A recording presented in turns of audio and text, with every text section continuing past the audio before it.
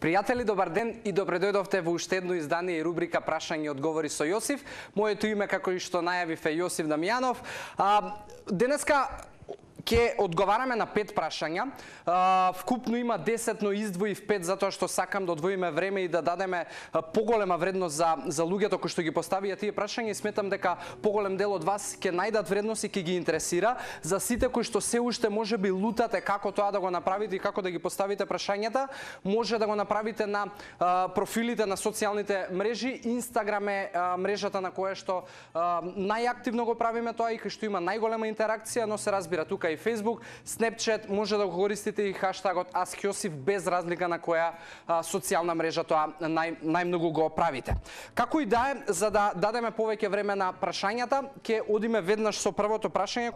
Вежбам боречки вештини секој ден и се трудам да се хранам здраво, но речиси секој ден си дозволувам да изедам и нешто junk food. Дали тоа може да ми влијае негативно?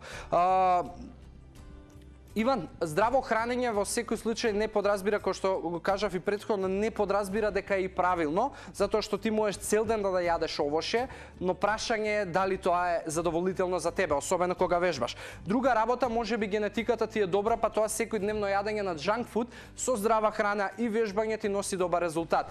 Моето мото е секогаш дека ако одреден начин на живот ти носи доволно енергија, ти носи добар изглед кој што ти сакаш и си задоволен, ти носи добро здравје, во тој случај не треба да менуваш ништо и не треба мене ништо да ме прашуваш, но ако генетиката е тука улога дека ти имаш добар изглед без разлика на тоа што не внимаваш толку на исхраната, по мене тоа е пренаивно и можеби неблагодарно, затоа што да живееш со девизата како ми е пишано и каква ми е судбината, така ќе живеам, во 2018 година не е најдобриот концепт и стратегија. Јас би ти рекол, потруди се да имаш правилна исхрана, што нема да ти придонесе за потреби и кризи за лоша храна, и на тој начин справи се со овој, да го кажам, предизвик твој.